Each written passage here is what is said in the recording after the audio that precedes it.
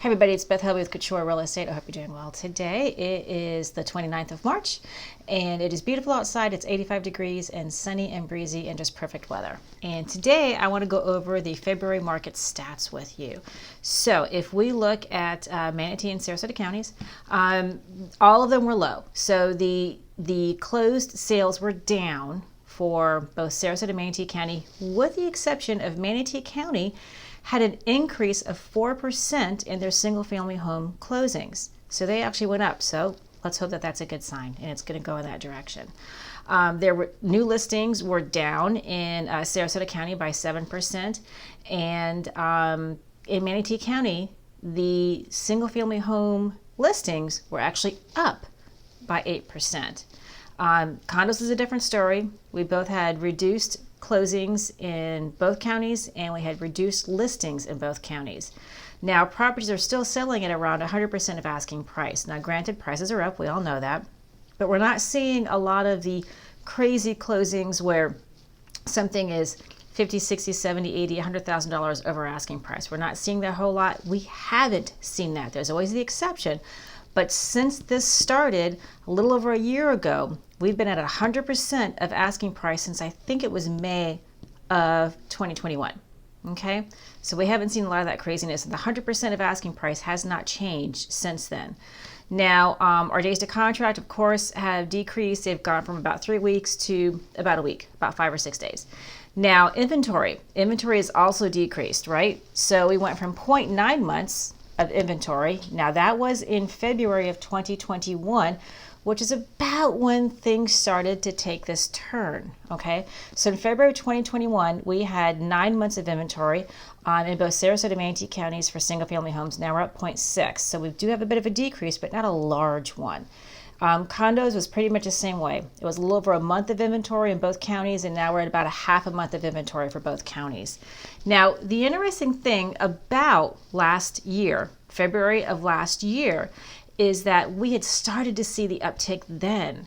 So sales were up 34% in both counties for single family homes. They were up 12% and 15% in both counties for single family homes. We had just started to see the inventory, or the months of inventory rather, decrease.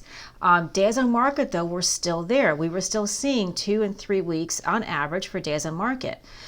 And it took a little bit of time for it to change to what it is now, but we're starting to see, that curve happen. So basically the same advice I'm giving to everybody. Sellers, if you want the most for your money, make sure your house is ready. Hire yourself an agent who will do professional photography, help you stage the property, market it properly, and all of that. And make sure that when you launch your property, you've got a good launching plan. That's also very important. You want the most amount of eyes on your property as possible. You want as big of a buyer pool as possible. We can't get away with iPhone photos and not cleaning up the house and lousy staging and things like that. Buyers, when you're ready to buy, when you start looking, have your proof of funds or your pre-approval ready. There are mortgage lenders out there who don't work weekends. There's mortgage lenders who don't. Mine don't.